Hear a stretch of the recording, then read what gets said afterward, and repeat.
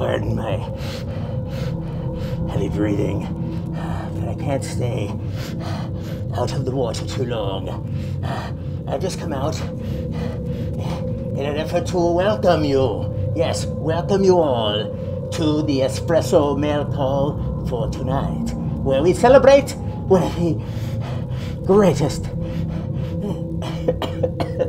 of the greatest holidays for monsters like me.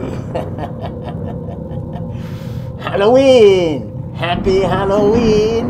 Espresso mail call. Stay tuned for the video. So hi everybody and welcome to this month's Espresso mail call. Make sure you have your coffee, espresso, whatever you've got, because here we've got our espresso mates. All right. We have exactly to my left, I have Mark Andrews. Mark, how you doing tonight? I'm doing well. Good evening. Good evening. I like your jack-o'-lantern. Thank you very much. Yeah, yeah. And we have below us, even through, and thank God he and his family are okay, even through all the flooding and the hurricane stuff and all that, Chuck has come through. He's over Mom's house, all right? But he's come through. Welcome, Chuck. I'm glad you're all okay down there. We're glad we're okay, too. So yeah, it's good to be here. That's great. So we thought tonight, and incidentally, we're doing this as a recording because of Mark Andrews, of course. You know, we always have to cater to this guy. It's only because he's 6'10", Canadian, and we're afraid he's going to beat us up if we don't do what he says. He doesn't like when I say that, but I don't care. When I was next to him, I was looking at his belly button, for Pete's sake. I mean, the guy's a tall dude. You know, I'm not. I'm average height. You're saying that I'm below average? You're saying that I'm no. I would never say that about the host. I'm not saying that at all. There's that lawsuit paper I got. No. So anyway, but no, really, seriously, the weekend of the 11th, I guess, is when we were planning on doing this. And it's Thanksgiving weekend. Is that correct? Like we have our Thanksgiving weekend. A lot of family stuff and all that. Stuff and lots of turkey and pumpkin pie. And yeah, they stole it from us. Stuff. That's okay. That's okay. They shoot a bunch of pilgrims. It's all right. You know, it's fine. No. Anyway, all right. So what we're going to do tonight is we decided we would show off some of our Halloween/horror related covers in comic books. You know, and the funny thing about it was when guys, when I forget how this first came up, and I thought, and Milt again was another guy who suggested this. So he's not here, but anyway. Some people are not feeling that well and all that, so they couldn't be here with us tonight. But anyway, one of the things that I didn't realize was that because I had so many Halloween-related covers. I mean, I know when I go out and I see one or whatever, I'll sometimes pick it up, or if I see one that's part of a series, I might look for the other one and so forth. But I have around 20 or so of these things that are here. A few of them I just got from Jerry the Jitterbug, nice, as part of the 3K win that I picked up from him. Nice. 3 big boxes of books I won, and right now he's showcasing what he's going to give away for his 4,000, and he's up to about 4,500. So hopefully he'll finish by the time he gets to 5,000, because then he's going to do a 5,000. So check out Jerry's channel, I think, and certainly try to get into the chance to win this, because he has a lot of great books that you get. So I'm going to show off a few of them that actually I got a couple of weeks ago from him when I picked them up. So you guys ready? All ready set. to go? So Mark, why don't we put you up first, okay? Yeah. Okay, sure. All right. Let's see what you got, so to speak. So to speak. Boy, gee, thanks. I have my pumpkin latte. All right. Ready to go. Cheers. So I've got a bunch of books I want to show, and some of them, a couple of them are new to me, but most of these aren't. I've pulled them, and they're not the #1 issues. Like I got the #1 issues of it's all. I know, sorry, Joe, it's pretty well all Marvel up behind me, and everybody sees those in this kind of. So what I've done tonight to kind of go through it is some different books that are horror or ghosts and stuff like that. And I love Halloween. Halloween is like the best holiday in the world, and occasionally I still dress up and scare people because it's just fun. Now, what do you dress up? Because now I'm going to be down in Florida for Halloween this time. Yeah. All right. Because we're going down there for a couple of weeks to take care of some business.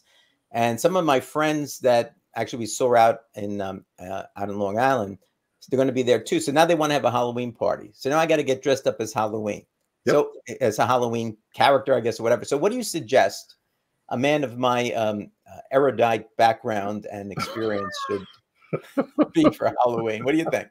You're an expert, so I'm asking the expert here. My I know this will shock you. I've been Frankenstein's monster. I've been Dracula. I've been the Wolfman. I've been ogres. I've been Batman. I've been Gandalf the Grey. A myriad of different characters because of my your extreme height, stature. Now,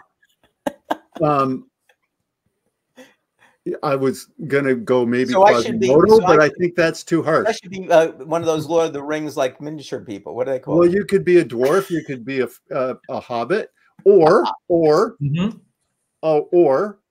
you could go really out there, Joe, and make a giant cardboard box that you stand in, and make it like Kellogg's cornflakes, and have a giant fake knife, and figure out if people know that you're a serial killer.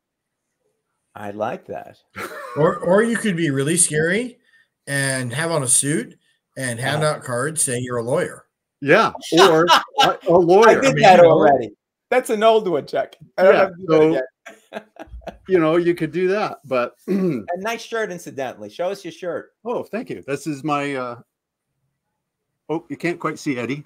There we go. There's Eddie. Okay, Eddie, Grandpa, Herman, Lily, and Eddie. The Munsters. You gotta love it. So, starting off, I've got various sizes of books tonight, so I'm just going to start off with a nice simple one. Very good. The blue the Blue Ribbon Digest books. There was is that Neil Adams? 24 of these. Kaluta? Neil, you name it, they're in here. Neil Adams did most. I like Kaluta and Wood. Wow. Yeah, they're all in here. Like, it's amazing. There is Joe Kubert, Neil Adams, Bernie Wrightson, Mike Kaluta. Like, they're in here. So, and the really cool things about these books, they're reprinted stories, but they're only 3 pages long. Okay. So they're condensed. Like, they're short. It's color. So this is like 1982. 24 of them. Some of these are a little harder to find than others, particularly for whatever reason, the ghost books. Yeah. So I never even knew it existed. So there's 3 ghost books. I still don't have the one. I have the very last issue of this series, which is Journey House of Mystery. And again, like, everybody's in here. What's really kind of cool about this one, again, they're all color. Okay. They're great little stories. But on the back of this is a inside cover, if you can see that, is a Bernie Wrightson. Yeah. Cool. Very nice. Very nice. Yeah, like, they're really cool books. They're fun. But they're hard to find because they were the perfect size for shoving in pockets, and they really got beat up. Now, are they scary stories in there? You betcha. Those ones are scary. Now, there is everybody, like the Blue Ribbon Digest, Joe, have the Justice League, they have Batman, they have Shazam, they have like all the regulars, Wonder Woman. There's 3 other 24 that are ghost related. So, and for the people who are Zatanna fans, there are 1 or 2 that have original Zatanna stories in the backups for them. I'm a Zatanna fan. Yeah, because those are some of the only ones I have, because they were royal pain to track down. So they're not easy to track down. They're called ghosts. Yeah, they're called Blue Ribbon Digest. Blue Ribbon Digest. Blue Ribbon Digest. All right. So if rabbit hole. See rabbit hole. See the Blue Ribbon Digest up in the corner? I do. Yes. Yeah. So the good news, that one was only 95 cents, so you should be fine. Yes, absolutely. So the next one I have is from 1974. Chris Claremont wrote this one, and Gil Kane did the cover art, which it's an awesome cover. Giant size. I gotta watch this glare. Giant size Dracula. Oh, nice. Now the cover art of this one. This is issue number 3. Gil Kane, he did Dracula really well. And he didn't do that many of them, but he did, like the giant size one, he did a lot. There's 5 issues of giant size Dracula. Mm. Well, no, there are 4 issues of giant size Dracula, and there's the giant size creatures. That was the one before it that introduced Lilith. Yes, with his daughter. Yeah, right. I always count that as 5. So the introduction of his daughter Lilith is number 1. It's right there. Yeah, giant size chillers. Sorry, that's the one you're talking about right there. Yep. Yeah. Yep. Okay. You guys are amazing. So well, you know whose art premiered in the 5th one of the giant sized, right? The 5th issue of the giant sized Dracula is John Byrne's first Marvel. Yeah, John Burns, and it's over there. Do you want me to get it? No, that's fine. We trust you. We believe. The next one is, I just love this, and it's the artist is not really talked about a lot, and this is Uncanny Tales from the Grave, 1974. Mm-hmm. Okay, the monster coming up out of the basement. She's saying, George, is that you? And I always kind of use this one as like, this is what happens when someone comes down into the man cave museum that shouldn't. And I morph into that. So Joe's theory of me becoming scary. Yeah. Anyway, this is by Larry Lieber. Oh, okay. So Stan. And I'm going to show some more of his a bit, because it's surprising how many horror books he did, which a lot of people don't know or don't even talk about Larry Lieber about a lot of his work. He was a big part of the early Marvel stuff. Yeah, he was. And then like he's been kind of lost in the all those other artists' name. The next one is World Unknown, issue number 3 from 1973. This one's kind of a sad story. It's Rick Buckler did this one, and it's The Day the Earth Stood Still and Worlds Unknown. The reason I say it's sad is because Rick Buckler, he died of cancer at the age of 63, I think it was. So he was just starting to get into this stuff, and he sadly we lost him. But this rendition of The Day the Earth Stood Still is kind of a cool one, but I liked it. This is Vault of Evil, number 18. I love that's the guillotine. Mm-hmm. Again, Larry Lieber did this. He just had a really way of scaring the pants off you. Like you get the perspective of this is not a good day when you're this close to the guillotine. Okay. Shining. So the next one I want to do is, this is probably one of my, you could dress up as this, Joe. Okay. Just get a ghillie suit and make it look horrible. This is one of my favorite bog monsters. Like the colors of it. Bog. Mm-hmm. The Thing in the Bog. This is 1974. This is a Bob Powell cover. And the story actually isn't too bad. Like the Weird Wonder Tales, the stories were kind of, but you know, it's a classic bog creature. Like I've not seen very many of the camera really doesn't do it justice. It's got some really cool colors in it. This one, you'll know the artist, Joe, is from 1973. This is a early Ron Wilson, but double billing is John Romita Sr. Okay. Gets the double billing on this one. Yeah. And Beware, yes. Yeah, like beware. That. Monsters are coming, beware. She is nasty looking. Like she's, being introduced to it's just awesome. I like it. Yeah. Beware is another great series. It's not very long. The devil's son, the devil kind of shadow in the back. Yeah. My Son the Monster. Which, yeah, there's a mother-in-law joke in there somewhere, but I'm not gonna say it. Yeah. Anyway, moving right along. This is Chamber of Chills, number 2 from 1973. This is another Gil Kane. And this is one of the scariest vampires I've ever seen. Like the vampire in this one is green. Like it looks more like a mummy, but it is just nasty. Yeah. And of course, a monster, monster from the mound. Right. So you could be a hybrid mummy monster if you want, Joe, for Florida. My God, I have so many choices now. I don't know what to do. The evening has just begun.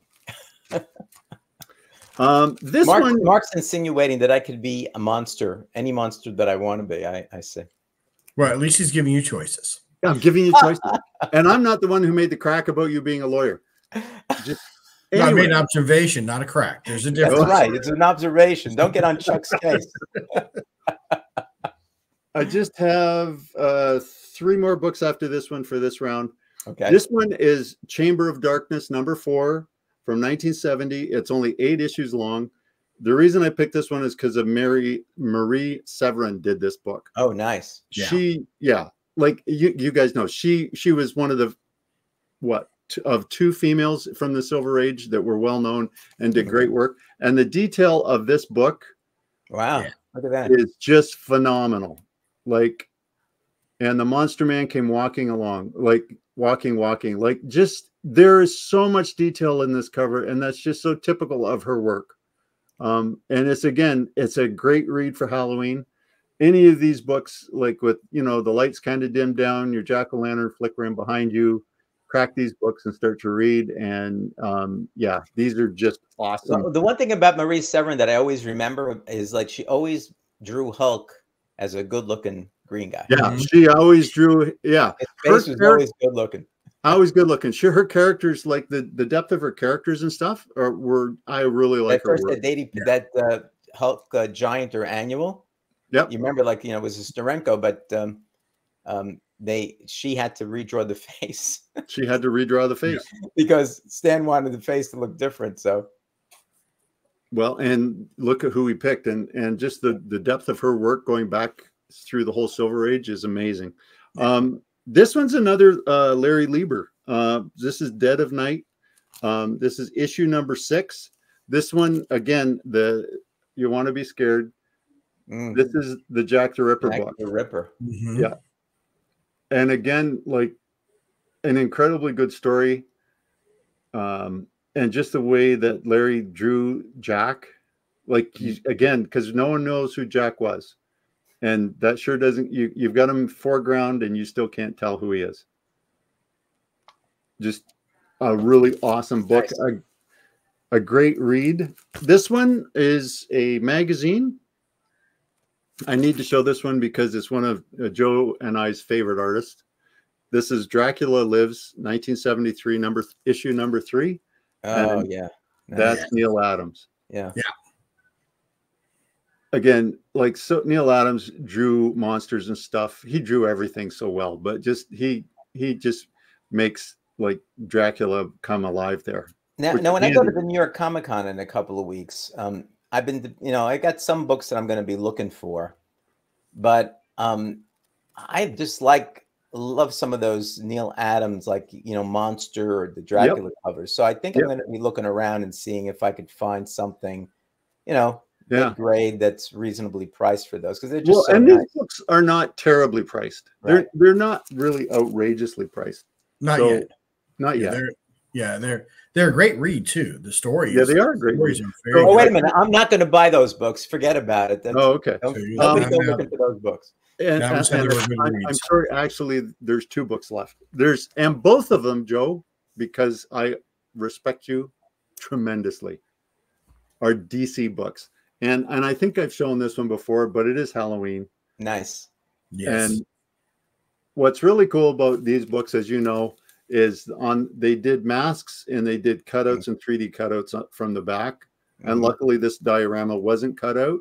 Right. But these were great reprints. Like, they're all reprinted stories and stuff, but they're, again, like, everybody's in here. They're just they're a cool book to have, cool book to read and dig out.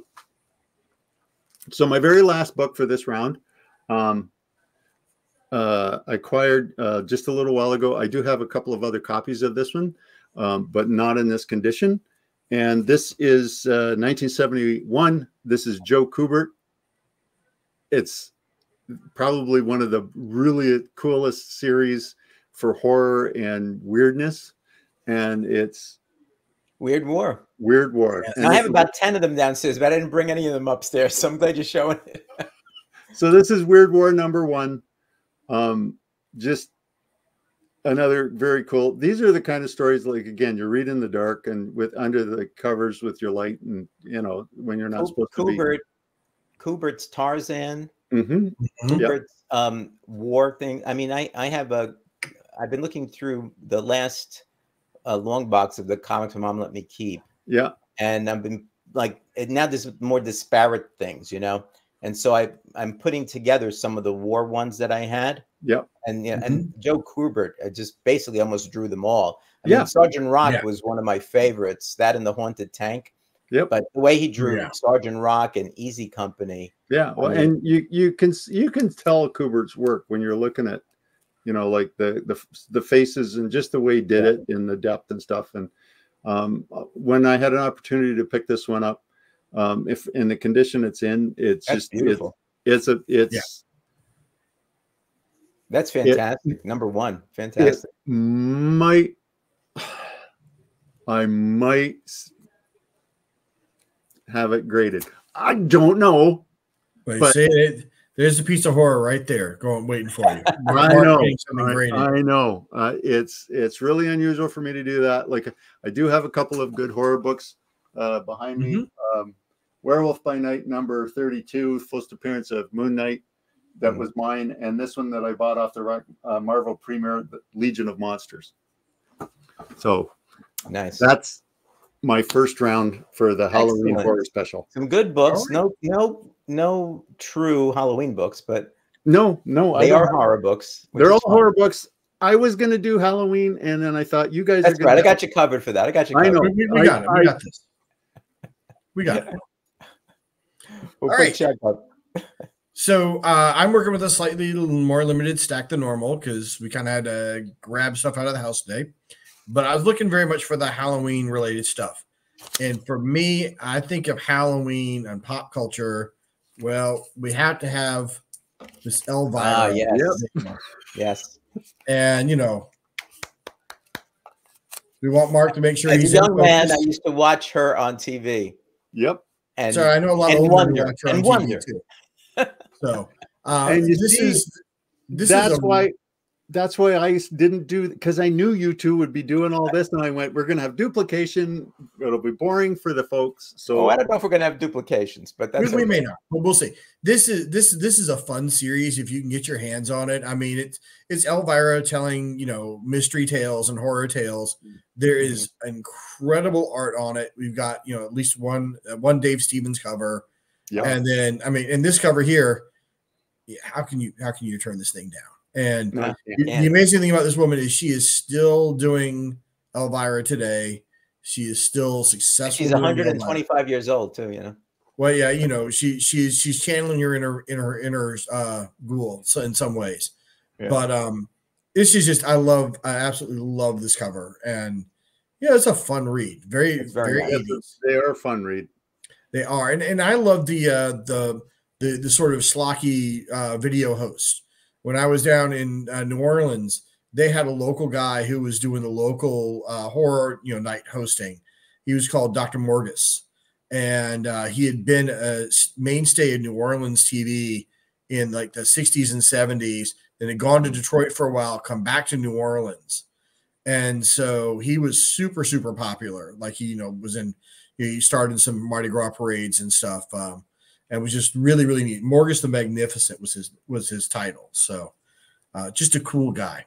Very nice. So, is there a particular number on that one? That is #1. So, #1.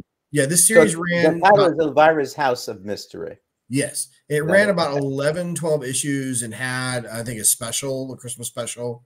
I think it's the Christmas special that Dave Stevens did the artwork on. So, okay. Yeah, I believe yes, I think so. Yep.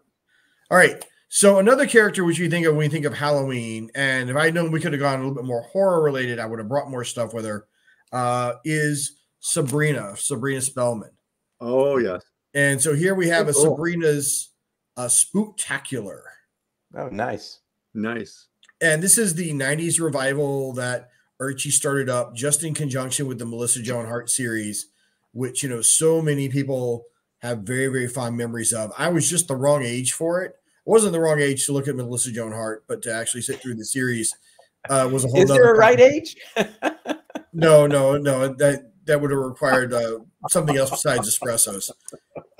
But there is a generation of kids, of now adults, who, you know, they think of TGI Friday and they think of Melissa Joan Hart and Sabrina Spellman.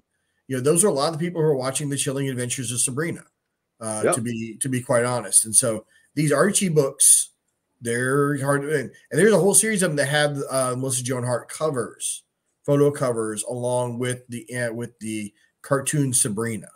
So nice. So it's kind of cool. So we have a little fun horror here. So cool. A little fun horror.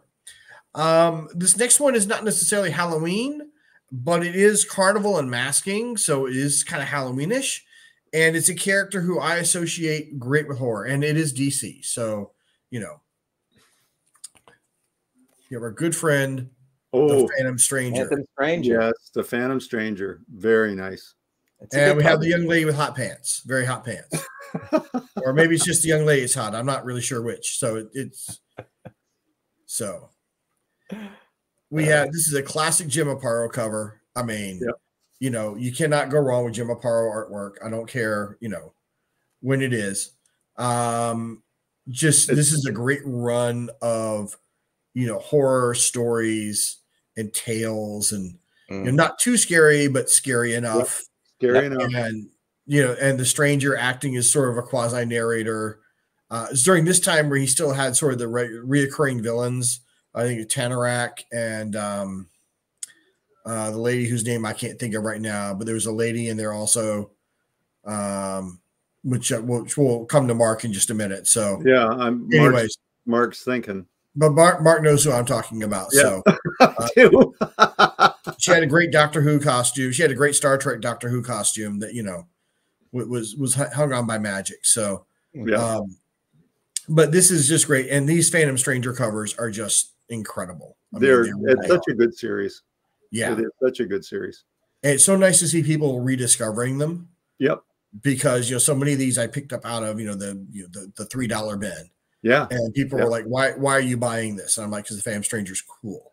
Yeah. See, but that's another character. There's so many characters. And I guess, you know, as a DC guy right now, we're a little bit kind of anxious in a good way with James Gunn, you know, and all this. I mean, they recently announced an animated Robins, I guess, a movie, you know, coming to video, whatever.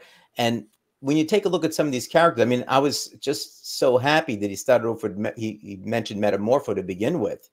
And that gives me some, you know, some real like positive saying, well, maybe somebody like the Phantom Stranger will be part of the Challengers of the Unknown. I mean, there's so many things there that could really be good, even if he makes it like an Elseworld thing. So it's not part of, you know, you don't have to do that. Just make a good movie. But there's so many great characters.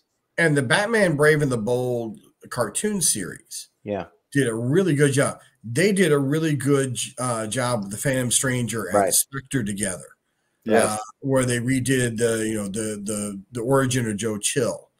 And it was a really, really well done appearance with both of those characters. Yeah, I'm gonna go watch it now after you just mentioned to me. And I said, yeah, I remember that. That was good. Yeah, that was a good one. Yeah.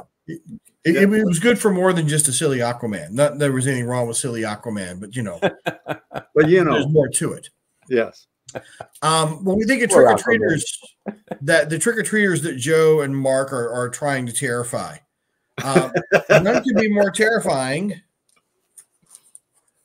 than someone who can actually alter reality. Young Justice. And so we have Young Justice, a criminally underrated series, I think, in many ways. And with good old Kempelstim there, assuming Mitzelplixi or Mitzelplick, however you say his name. I used to always say Mrs. Plick, but now I don't even know, because then on the Supergirl show they started just call him Mitzi, because Mixie, that's what people call him. That's it. Yeah, they're like 10 different pronunciations. I know.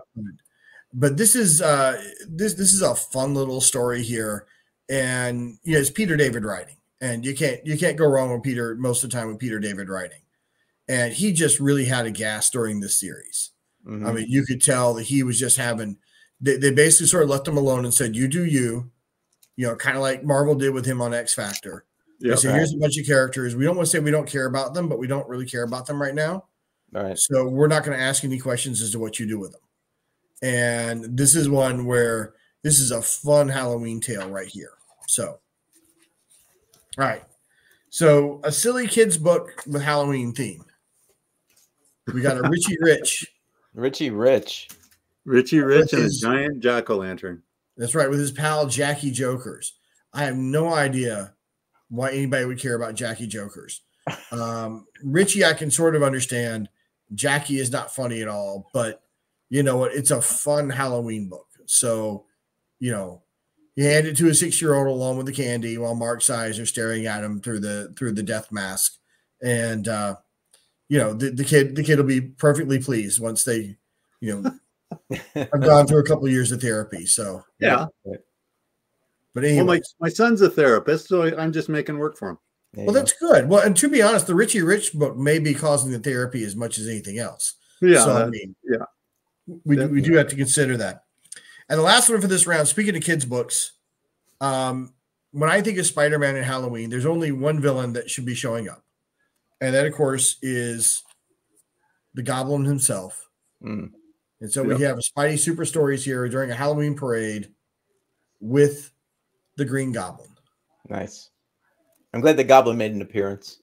Well, I'm glad he was able to make an appearance too. I was getting worried about him. So, but this is a dynamic cover that if I was 5 or 6 years old, I'd immediately want to get it right there.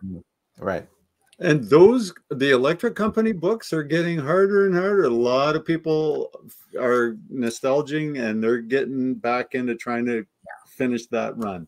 Yeah. This is a hard run of books to put together.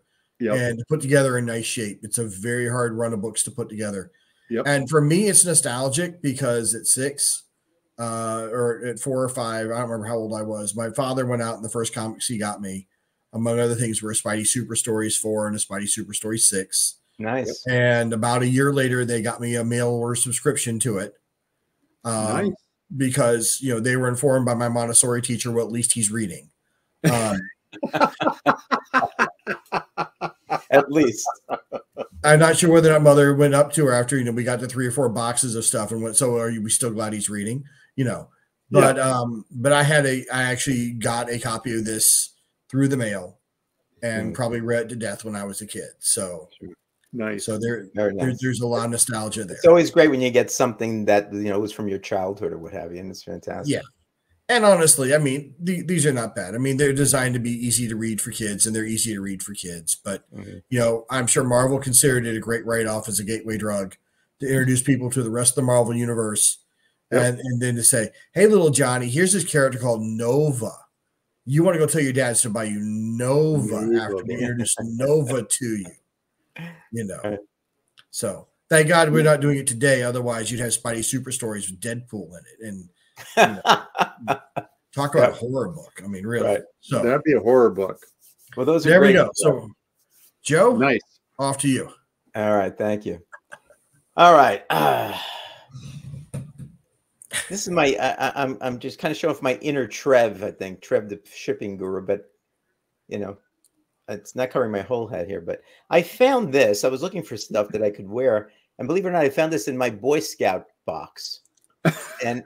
I think I went to some sort of a camp out where there was a Halloween theme and they gave us these. And so I don't know. Anyway, it's very stylish. I like that. I know you look very, I'm not sure what the word is. Stylish was the word. Yeah, that works. Sure. Yeah, that works. All right. I'm going to start off with the first one is one that I've shown already, but it's just so perfect to show it again, and it is a Dave Stevens cover. It's this 3D. Yep. All right. Seduction of the Innocent. And as I mentioned the other time when I showed it, basically it's a 3D book and it has stories that were originally supposed to be printed by a comic book company called Standard Comics in 1954. But they ended up not doing it because Seduction of the Innocents came out at that time. and they decided that these stories would not be, you know, appropriate. They didn't want to get into trouble. They actually went out of business at that time. So Eclipse Comics, you know, got them, and they're all 3D, put them together, and interestingly called it "Seduction of the Innocent." Of the Innocent. So, but it's kind of a cool cover. It's a very nice cool cover. Dave Stevens Good Girl there, Yep. right? You know, with the jack-o'-lanterns and the full moon behind it, and so it's very nice. So I just thought we'd show that off again. Now, the next few that I'm going to show are horror related, and I just happened to have gotten them as part of my 3,000 sub win from Jerry the Jitterbug. But as I was going through the books again, I said, oh, wait, these could fit on the show. So I figured I'd just pull these out. They're all old, and they're really, some of them are in tough shape, but they're actually pretty cool. I should have actually changed the bags and boards on some of these, but I didn't get a chance to do it. So the first one is actually Ghosts. Oh, nice. Yes, this is Ghosts indeed. number 42. Yeah. Not sure what the year is here, but if you take a look at it, True Tales of the Weird and Supernatural from DC. You know, That'd be early 70s, I believe. I think so. 75, 76, somewhere Yeah, around mid 70s. there. The Haunted Homecoming, the Phantom Frigate, and the Spectral Sentries. Nice. So Cool. combination of the I war. will say that DC has good horror books. They do. Good Yeah. horror books. They do. They do. And I got a ton more downstairs. I mean, it's just like, but the runs are I so pulled these huge. out. Yeah. I just pulled these out because I was going through seeing what I had there and so forth. The next one is Unexpected, number 163, a 25 center. Right there. Oop, there we go. Cool. What Very does he good. say? No, please, I don't want to die. It takes a ghost to scare a ghost, it says. Yes. So I don't know what that means, but trying to get this. Well, and these are books, of course, that nobody was touching, you know, No. as recently as 3 or 4 years ago. And, you know, all of a sudden everyone's trying to scour the inner tubes trying to find them. Yep. I know, and you can't find these. I mean, these used to be in dollar bin boxes, but I never see them. I go through the dollar bin box, and I never see any of these in there. Nope. Never. No. You know, at most, maybe you might get in a $3 or $5 bin. Yeah. Basically. Yeah. No, Even- the dollar bin books are full of 90s stuff. And Yeah, those they're you pretty can't find. crappy. Yeah. And rightfully so.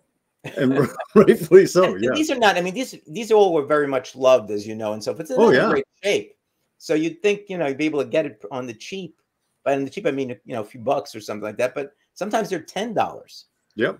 Well, and that's the thing with horror is a lot like a lot of the romance stuff where they were really well read. So trying to find them in nice shape is really challenging. Well, what you do is you try to look at how it presents. Now, this one is The Witching Hour. It's midnight, The Witching Hour, number 36.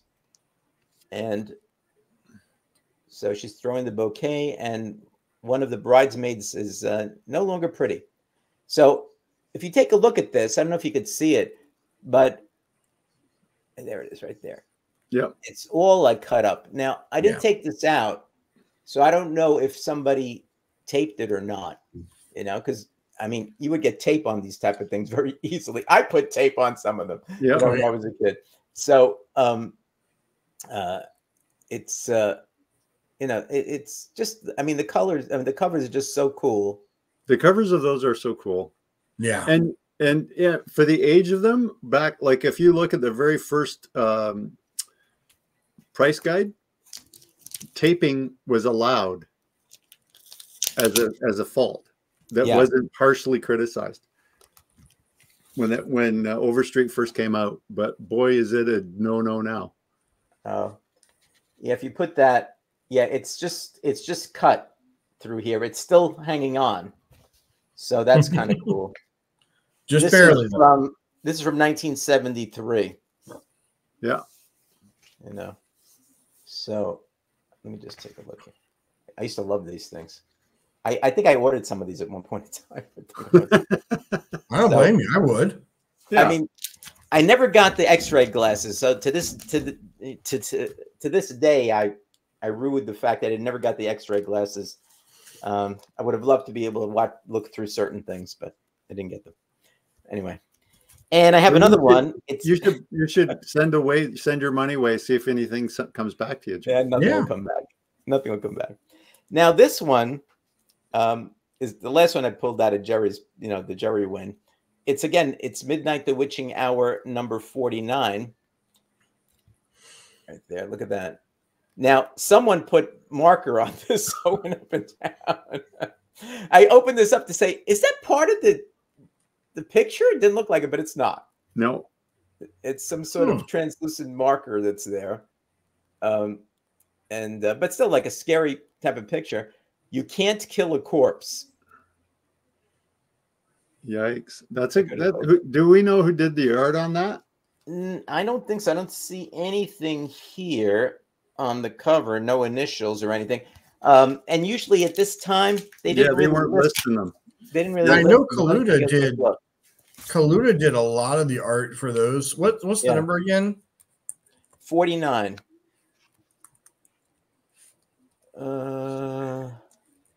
Yeah, they didn't do the artist justice back then to say who did what. Yeah. But it could be. That's what I was wondering, Chuck, if that was Kaluta, just the face on the guy. No, it's Nick Cardy. Oh, really? Oh, is it? Yeah. Did you look it up? Yeah. Okay. Yeah. I'm good, but I'm limited on how good I am sometimes. Yeah, I can see that now that I read that. I can see that it's Nick Cardy in the face. With the face. So okay, cool. Yeah. So they're cool. So I mean, I pulled these out originally because I wanted to read them. Yeah. Because I think some of them are pretty cool. Yeah. But then I said, let me show them on the show too. So I mean, there's a bunch more books down there. I didn't go through all of them, so I don't even. There might be some others there. But they're kind of cool.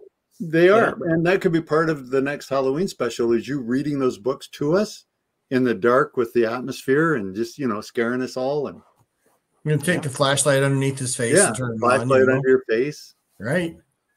You could be dressed as Elvira. That would scare us. No, I don't think so. But I might get dressed as Red Sonja. Oh, there we go. Savage Tales Halloween special from Dynamite. Really? I don't know if you can kind of see. Yeah, here you can see it now. Okay. The, skeletons and everything down there. And Sonja's like pissed off. As opposed to all the other days when she's nice and happy. 2019. A lot of these are more recent pickups. They're like, not too old because when I go to the store now, I look and I was asking the guy, do you have any Halloween stuff? And now and then, and he says, yeah, I got some over here. And now if I think it's cool, this I almost passed on, but it was Red Sonja. So I said, why not? Why not? Picked it up. And now the next one is kind of cool. I don't even know when I got this. It's from Asylum Press. It's vintage pre-coat horror number 1. It's a $3.99, so it's not that old. Oh, Vampires. Yes. Oh, wow. I think it's 2021. It's the Vampire Halloween special, I think, or something like that. Blood-sucking tales of terror. See, you could read like that, Joe. It would be perfect. I could read it like that, my son. So that's pretty cool. That's a cool cover. Now, this one is from 2022. This is another one which I almost didn't pick up, but there was something about the woman on the cover. And if you look around her, they just kind of really intrigued me. Marked Halloween special. Let me get out of this thing. So if you take a look at her. Oh, wow. And then just look behind her. Look at this. I don't know if you can see it here. See over there? And that's interesting. See the people there? It just kind of grabbed at me when I saw it. Yeah. I don't know anything. I haven't read it. I don't know what it's about. Who but published I said, that? My God, it's just like an amazing drawing and coloring on this thing. The Marked Halloween special. Is that Image? Is it who? Image Comics. Oh, Yes. I think okay. it is Image. Okay. Yes, it's Yeah, Image. yeah, there it is. Yeah. Yeah. The marked. Uh-oh. You made me write something down, Joe. Oh, I did. Wow. Yeah. And the last two I have for the first round. Now, Chuck, what did you say was the one, the Spider-Man one that you needed to have? Was it was the Green Goblin, right? Yes. Well, I have two copies because at this time I was still collecting Spider-Man and getting variants.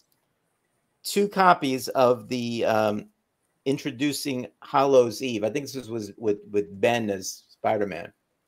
So this is the first one. Well, that's cool. Spider-Man number Cool. 14. Very nice. Mm-hmm. Okay, so that's kind of Yeah. a cool. I'm keeping it on an angle so I get the light doesn't hit it, but Yeah. you know, very cool. Very cool. And I've got the Virgin variant, which is I like quite a bit. Mm-hmm. I can see Wow. that. Yes. See that? Yeah. She's an interesting character. She's one of the better, newer characters Marvel's come up with. I'm not really sure I'm crazy about her personality, but I like what she can do. Well, you see, I stopped reading Spider-Man a long time ago, but I kept buying him. And so when they switched and went back to the numbering system, I got first 15, 16, 20 or so. And then I just said, forget it. I'm done. Even though it's been years and years and years that I was collecting and reading Spider-Man, I just didn't like the stories anymore. So I have no clue what she does, where she comes from. I only know that Ben Riley's in there because I said, let me look in here and see what's going on with this book before I bring it on the show tonight. And I kind of read through one of them. I didn't understand what was going on, but I saw her in there. But the covers, both covers were just so cool. Yeah. Very cool. And so for a Halloween thing, Absolutely. I just happened to have these, so I picked them up. Well, I got one of her. She had a mini series not too long ago, and one of them had the I think the Green Goblin villain cover from Alex Ross, and so I picked that up and read it, and it wasn't. I'm not rushing out there to get any more of them, but it was not terrible, which is about all I can hope for from a Spider-Man related book right now. So Right. Yep.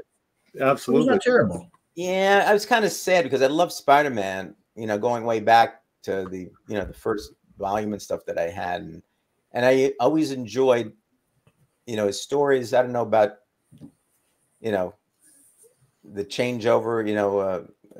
When I forget the name of the character. In order to trade for Aunt May's life, he went to that mystical guy and he started everything all over. And I mean, to me, that I didn't like that.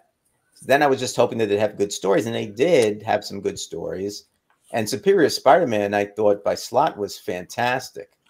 I was not too keen when it first came out, but as I read it, I was almost kind of sad when it ended after 33 issues. It was kind of cool. I liked it. I liked what was going on there. So, but after that, that's kind of the final run that I got. I'm happy I got them because I liked both covers and they fit into Halloween motif. So anyway, so that's my sad Spider-Man story. That's a sad Spider-Man story. We all have sad Spider-Man stories. It's okay. Yes. Yeah, we do. We do. All right. So Mark, round two. Okay. I continue on my non-Halloween but horror scary stuff because it's scary. Halloween should scare you. That's just kind of the way it is.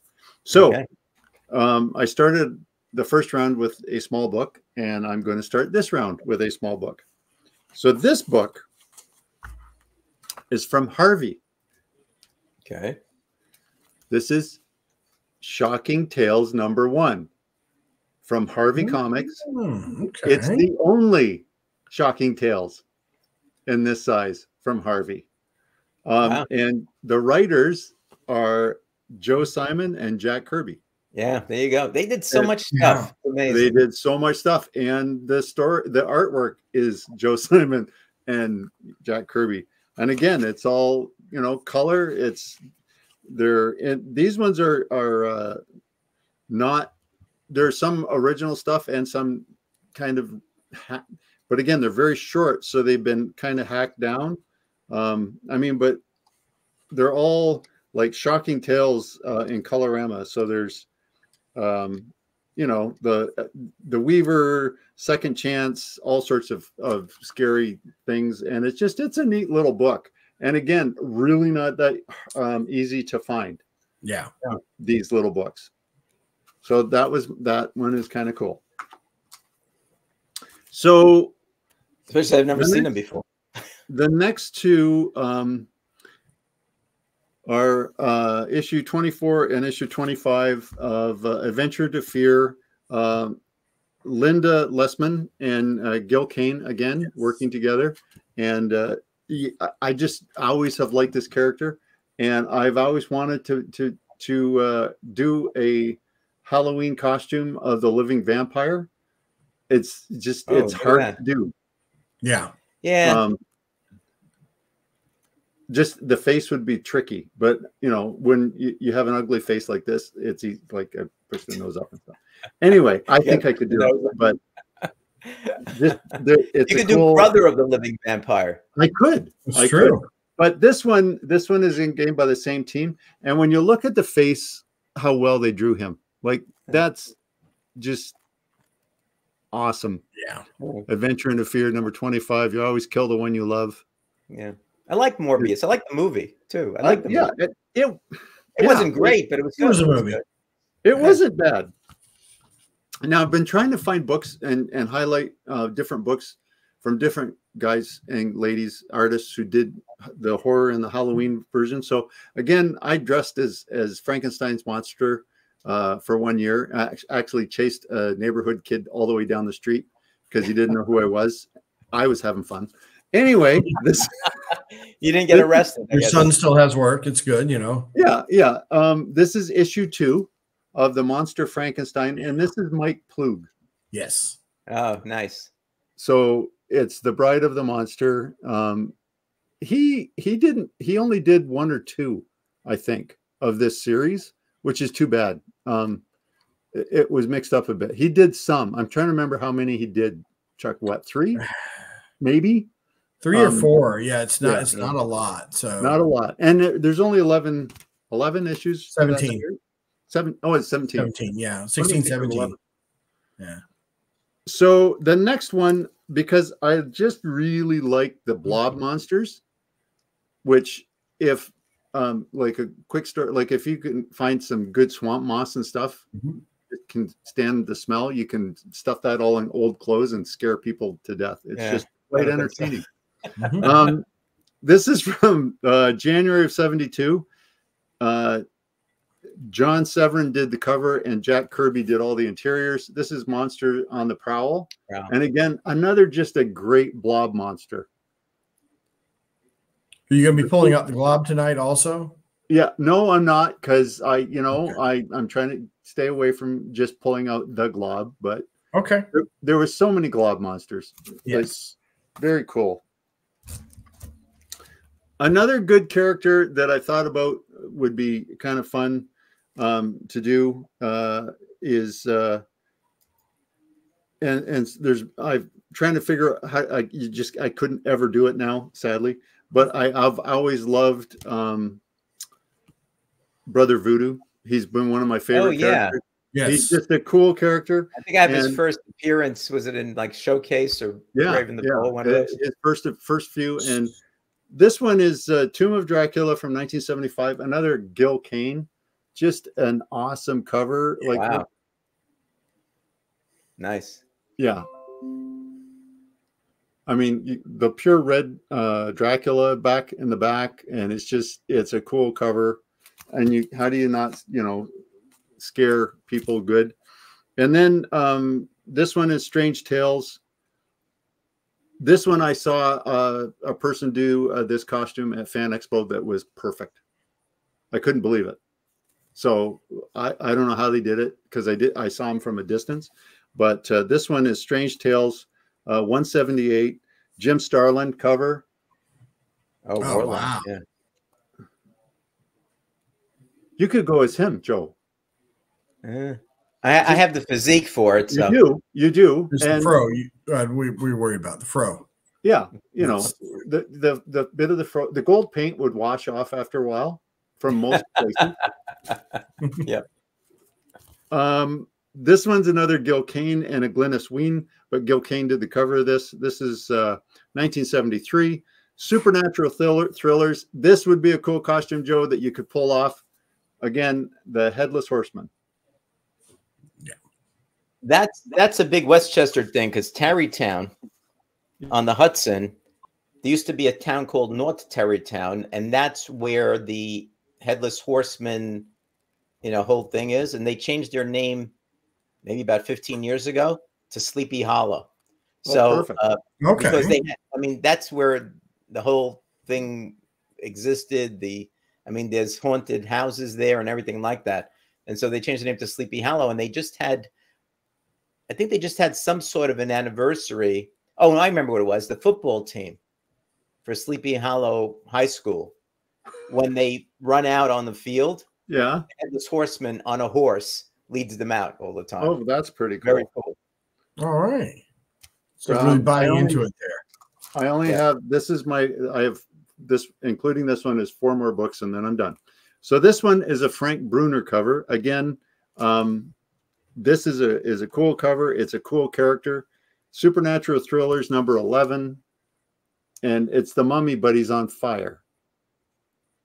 Yeah. Wow. That's bad. Another one of those great Marvel mystical characters that is just criminally underused because people just don't know really what to do with him. No, they don't have a clue what to do with him. He is a very cool. This is a fun read. Yeah, I really like that series because Supernatural Thrillers, pretty much the last 6 issues are the Living Mummy. And for a long time, it was a cheap run to collect. I mean, not so much anymore, but for a long time, you could get them for $1 without any trouble. This is a 1975. There's only 13 issues to this series. This is an Earl Norham cover. Oh, I love Earl Norham. Yeah, I just really do too. And that one, the transformation from Bat to Dracula. You can feel the motion. Yeah, you can. There's not very many comic covers that actually move. This one does. Yeah. It's a really cool cover. It's amazing art. I love him. Yes. Yeah. His Conan books. This is kind of a Halloween. It's kind of a horror one. Take a look at them. Again, it's another Earl Norham cover, Joe, so you'll like it. This one is they only had 10 issues and 1 annual. And I do have this whole run. Well, I have that whole run too. But Tales of the Zombie, 1974. His magazine covers, if you look, because I did a video on him. Yeah. After I did this one thing with Gary and Stephanie Madam. Yep. And they were going through the different Conan covers. And he's done a number of them, and I just fell in love with this stuff. I went out, I bought a couple of these things, and then I did a whole video on him. I learned all about him, and the guy was, I didn't know anything about him, but I knew his covers. Yeah. Even like the men's magazine covers that he did and some of the interiors, I'd always see those, and I always appreciated them. Couldn't buy them as a kid, but I appreciated the way they looked. Painted covers and all that.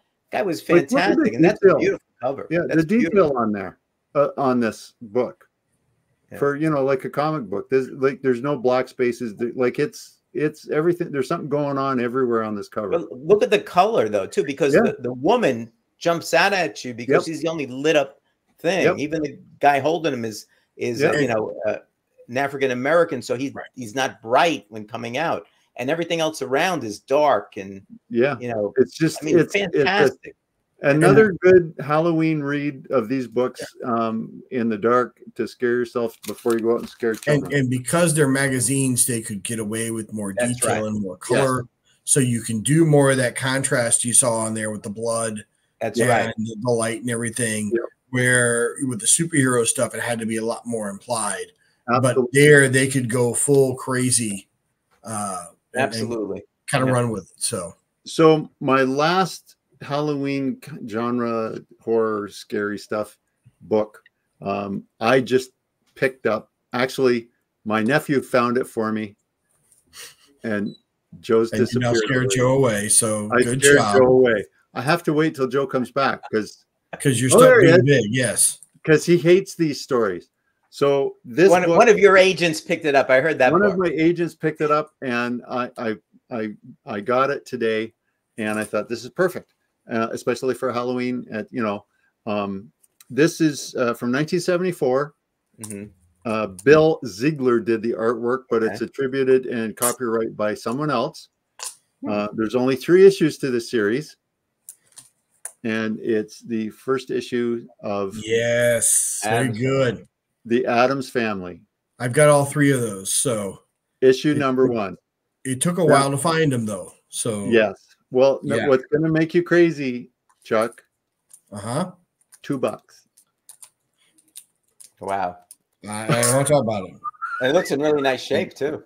It's for a gold key. It's in fantastic shape. It's beautiful. And when my nephew sent me a picture of this, he said, I wanted to show you my best find of the day. I sent him immediately back saying, I called him a bad name.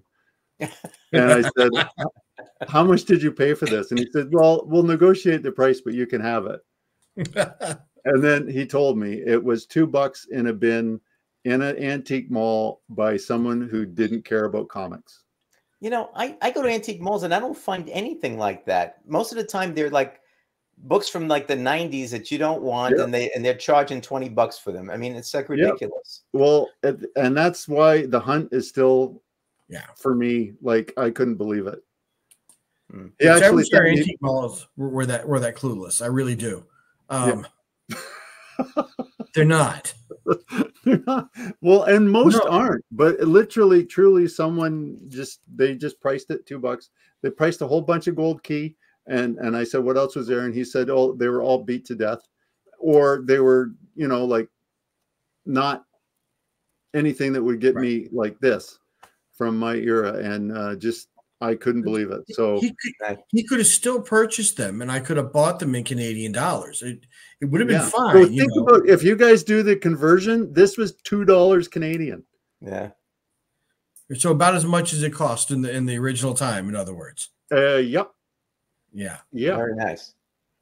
Joe, go shrink him, Joe. He deserves to get shrunk for that. Come on. So thank you, Joe. That's my Halloween horror. Give you costume idea. You're shrunk. I'm shrunk. Thank you, Mark. Very nice. That's Mark giving us a horror story, is what that is. Was. It wasn't the book that was horrible. It was Mark's story. So, yeah. All right. So a little bit of silly ghost stuff here. You got Popeye. Popeye. Yep. A little bit more gold key, because that's why you come on this channel, to see Mark and I show off gold key. We know it's okay. You're the ones who got me started to buy some of them now. I never used to even look at them, but now when I say, this looks pretty good. Success. So this is fun. A nice giant size book, and and it's a good, fun, silly Popeye book. So our guys from Thimble Theater doing their thing. When I think of horror writers, though, and horror books from the 90s, I think the Spectre. The John Ostrander run on the Spectre is criminally underrated. Which one? It really is. John Ostrander's run on the Spectre. Mm-hmm. And here we have the Spectre 13 with a glow-in-the-dark cover. I don't have that one. This is awesome. I do not have that one either, Chuck. This is a 13. Great book. Wow. All right, wait a minute. Now, the first issue of the Spectre in this run also had a glow-in-the-dark cover, too, with a skull in the background behind the Spectre that lit up. So. Wow. I don't have that one either. Yeah. This run. Because there's a few series. This is about 93, 94, I think. Okay, 93. The 90s series. Yeah, I don't think I focused in on that one yet. Yeah. I've been looking at the earlier ones and picking them up when I see them around. So I got to check those out. The earlier ones are great. So they had lots of different artists do these things. Yep. Right. So like, here's the number 12, for example. Yep. Oh, I see. Yeah. Very nice. Sorry. Let's see if I can get this out with a little less glare. Yeah, there we go. So again, another fantastic cover there. And Alex Ross's first DC cover was Spectre 20. Yep. Spectre 20, Alex Ross. And that's a great cover too. Yeah, it is. And you're right. It's a good read. Yeah. This is the run of books that convinced my wife that this was not a bad hobby. And again, that's another one that James Gunn should be looking at. I mean, like a solo. I don't want him like, in a Crisis on Infinite Earths type of thing or something like that. I think there are plenty of great stories where you can really do a good movie, with the Spectre being at least the main character, if not the only character. I mean, there's so many great things. The question. You can take this first storyline, the first 12 issues, which were self-contained, or contained in one giant storyline. You could do that and have a fantastic story. Yeah. Just a fantastic one. So, so anyway, so there's my Spectre. I love my Spectre. So nice. Okay. Second thing is sort of a collection of 3 books, but I only got 2 of them. So Joe's going to have to show the picture for the other one. Okay. And back when DC and Marvel didn't talk to each other, which could have been last week, but this was in the 1970s. The writers who all knew each other conspired to do an unofficial crossover based around a Halloween parade in Rutland, Vermont. Right, exactly. Where they showed off superheroes and everything. And I have 2 of the 3 books in that series. So the first one where this starts off is Amazing Adventures 16 with Juggernaut and the Beast. Right. And if you go in there, you'll see a parade with characters who look suspiciously like their distinguished competition, but who are not officially named as. Right. So the story then continues over into Justice League. That's the one I got. Right. With the Phantom Stranger. You can't go wrong with the Phantom Stranger. And there they fight a bunch of mannequins that are returned to life who look suspiciously like other people that you might be familiar with on the rack. What number is that one, Chuck? This is 103. 103. Okay. Right. And it's a cool read. And I bought it because of this guy. So I bought it because of the Phantom Stranger, Yeah. So, and then the last issue where, Joe, if you can pull that up on the we'll do that right now. Is Thor 207, where Thor gets involved in the storyline and you see Loki there and everything. And actually, if you go to like my comic shop and you like do because I did sort of a generic search for comics Rutland, Vermont, crossover, my comic shop will actually list all 3 of them in the order. Just to make sure you know what you're getting. So it's a fairly famous Halloween crossover story thing. So I just didn't know that Thor was involved. So by the time I found it out, it was a little late to go to eBay. So we did not eBay. So very nice.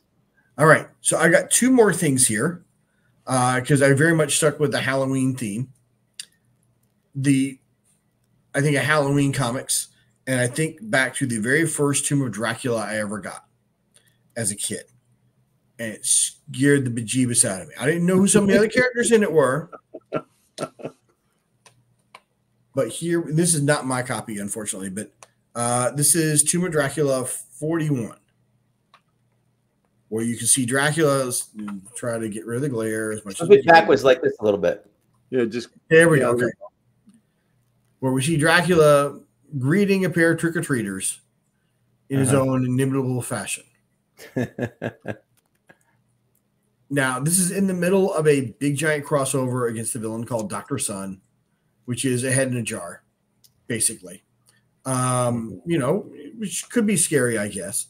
And it also guest starred, as you can see here, some guy by the name of Blade. And, as a kid, I didn't know much about horror comics.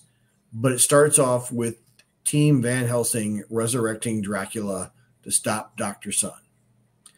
And so kind of like another book, which I would have brought if I had known we were going more horror related. I didn't have to know much to know about Dr. Sun to know he must be a big deal. If you're bringing that guy back, yep, then that's the author showing, not telling.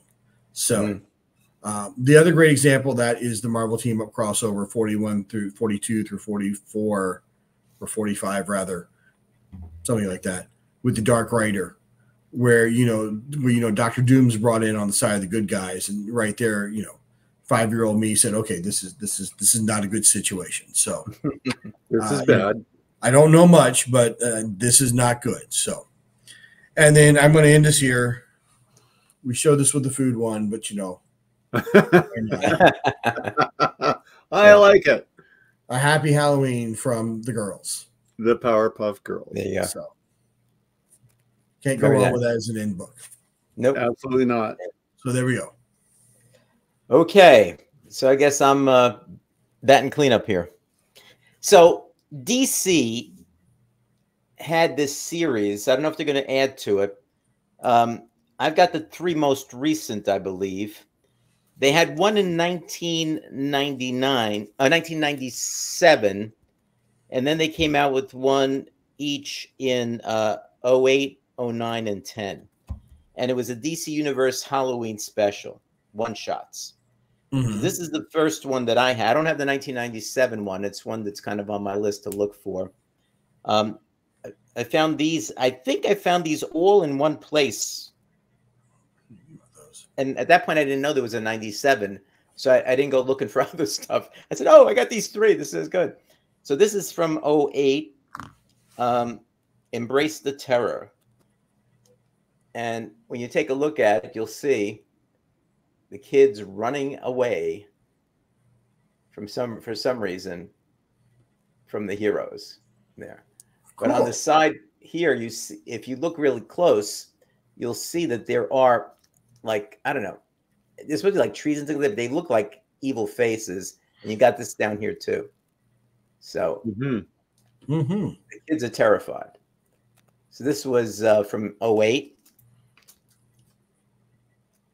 This one, I haven't read these too, so I don't know. This one's a little weird if you take a look at it.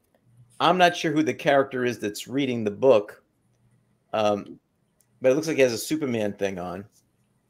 This is from 09. So he's got a guy here that is tied up and everything. Kid Flash.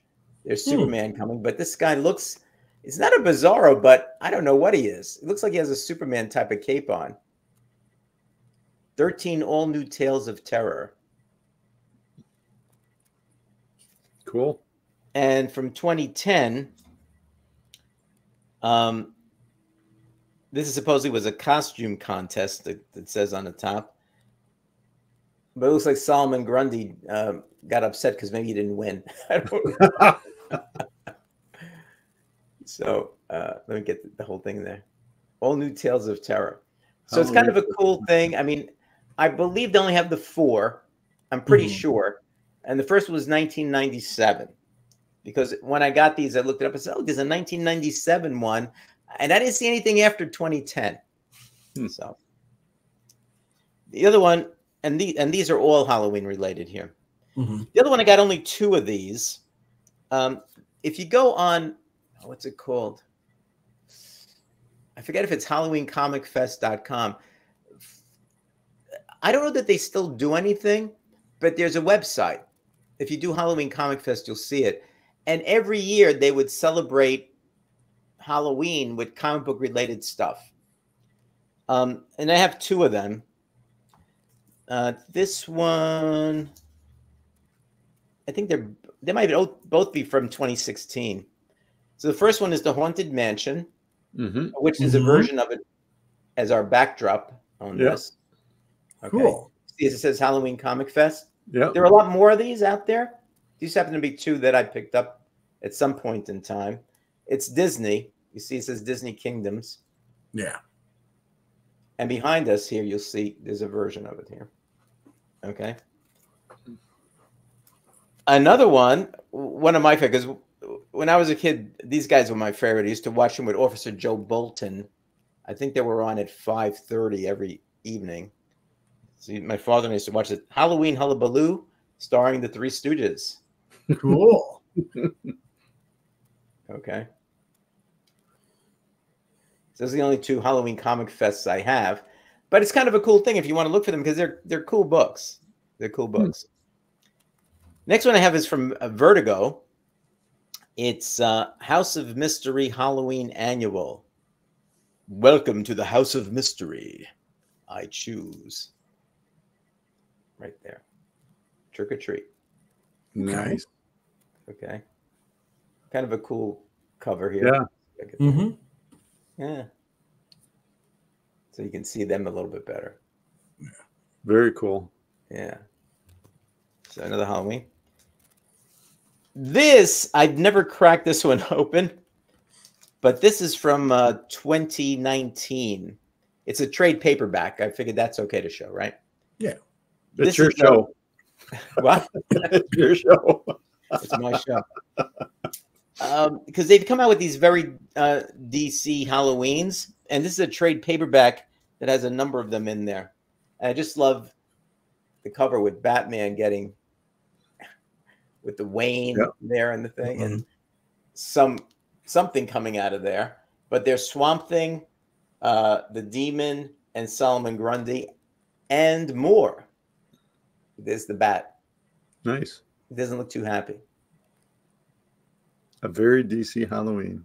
Yep. Cool. The next two are my favorites. I'll just show you this one. Oh, this is actually a Halloween Comic Fest. I didn't even know. Because they put it at the bottom. So I do have a third Halloween Comic Fest. That wasn't what I was focusing in on. And when you see it, you'll see why. More Elvira. Yeah. No, but close.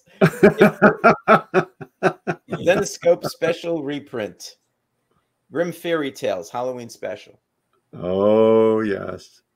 Yes, I can see how you were not paying attention to the bottom. I didn't see that down here. Who would see this thing down here? Yeah. Like, I mean, easily I read the title. Come on. Mm-hmm. Look at that.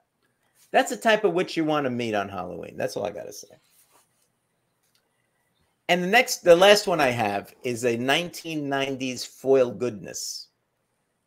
Nice. It's a Batman book. In fact, I'm going to take it out so you can see it a little bit better, because with foil goodness, you have to really get the full flavor of it, right? Yep. It's a square bound book. It's from 1993, Batman Legends of the Dark Knight Halloween special. There you go. Oh, wow. Oh, okay. That's pretty cool. Yeah. Isn't that cool? Yes. And the light actually works for this. Yeah, it works for that. And the That's back neat. is just Very cool. a black thing. So I like this one a lot. When I saw this, I got to get this thing. 1993. 93. Wow. It's the one 1990s foil goodness that I actually like. Worked out really well with that. So those are my Halloween books. Very right? nice. So Cool. you guys did a great job as well. I mean, Halloween's a great holiday, right? Oh, it is. I know, Mark, you said you got dressed up. I used to get dressed up when I used to go out with the kids. Yep. I still get dressed up, put on masks, and scare the kids that come for trick or treat. Yep. And again, I was telling the guys earlier, I had a young girl. She was about this tall, and I went out with the mask and she just started crying. That's so bad. You felt bad. But anyway, so it's kind of One year, my two sons, I made a Two-Face costume for my oldest boy. I cut two suits in half and sewed them together, and he was Two-Face, and my other son was the Riddler, and we sewed little question marks all over a green suit. And he had the bowler and the whole 9 yards, and I was Batman, and I would go to the door with the two, and we had so much fun. We did one year when the twins were about 5 or 6, and we did the Charlie Brown ghost with them. One labeled Boo and the other one labeled Who, and I had the Ghostbusters outfit. Oh, perfect. So we're walking around with me, with the two ghosts held in hand with the Ghostbusters thing. So yeah, we never coordinated with my kids. My son, one time I made him into a really good Dracula. It took me a while with all the paint on the face. He had the Dracula cape and the whole thing like that. My daughter, I remember when I was telling the guys that one year I was a homeless man, and I won't tell you how I acted that out, but I was going around with my kids in the neighborhood here, and my daughter was a little kid at that point. She got so tired, I had to come home and get the Red Ryder wagon, and she sat in the wagon, and I just brought her up the hill and down. Okay, you get out now and go and say Happy Halloween. And then the other time I was telling him I got dressed up as a Native American Indian, you know, with the headdress and all that. And I would tell the people, please come to my casino. And I was telling this one woman liked it so much, she insisted on giving me candy. She thought it was such a great, like, little skit that I put together. But my kids hated it. Dad, what do you got to do that for? I go, I'm trick-or-treating like you guys. Look, I got candy. Absolutely. It's a great time of year. It's a lot of fun. It's, you just, you know, it's like the to see the kids, to see the costumes. It's always it's so much fun. So it's a fun thing to do. It is. It really is. I look forward to it every year. Yeah, it's all right, guys. So that's our Halloween special, an Espresso Mail Call Halloween special. I hope you enjoyed it. If you did, let us know in the comments, you know, any of the covers that you like the best, or if you have any other covers that we maybe didn't hit, but you think are cool. Give us the title there so we can take a look at them. Yep. And I can add them to my list, you know, of stuff that I want to get, you know. And Mark, thanks so much. Thanks for having me, Joe. Always keep those agents out there looking for you. You got to keep people busy. Yeah, keep them busy. That's right. I know you pay them well. You know, Chuck, thank you for going the extra yard and absolutely, you know, going Chuck. to Mom's house and mile and a half. I appreciate it. Yeah, you guys had great books and great stories and great information as usual. So with that, this pre-recorded Espresso Mail Call is done. Take care, guys. Good to see you all. Happy Halloween. Bye-bye. Happy Halloween. Well, I love being back in my usual state under the water. So did you enjoy it? Did you enjoy the Halloween covers? I did. And if you did, give this a thumbs up. Subscribe. And if you want to see other Espresso Mail Calls, just click here. Thank you for watching, and we'll see you next Halloween for the great monster holiday. Happy Halloween.